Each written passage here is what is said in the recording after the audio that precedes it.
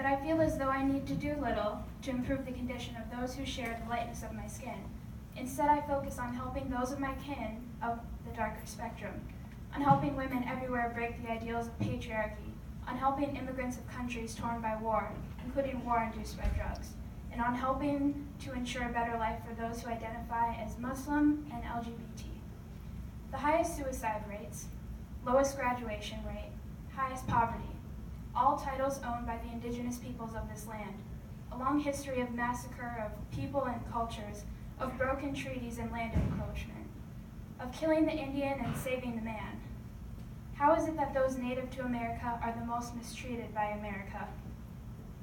My people were dehumanized. This country thought we should either be exterminated or assimilated.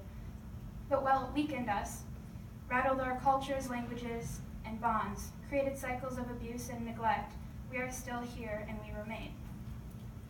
Did you know that 1 in every 3 black men can expect to go to prison in their lifetime?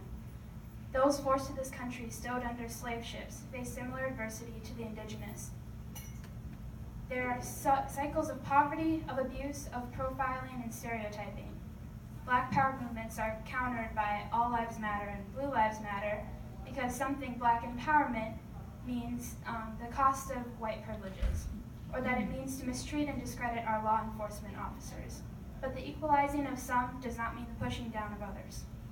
The pain runs deep. Historical trauma is the term. Enslavement and genocide have left an imprint on the DNA of 2/3 of my being. Many are unfamiliar that events 300 years ago still affect people on reservations and in the ghettos today. Get over it, they say. You weren't even alive back then, they state.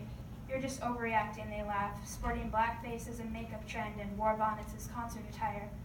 I've been teased for marching to change the name of the NFL team based in our nation's capital. But is it so bad that I don't want the only association of my people to be with a historically incorrect Disney movie, a plethora of sports teams, and packaged Halloween costumes? I've been unfollowed and blocked on social media for speaking my mind, for attending the Women's March.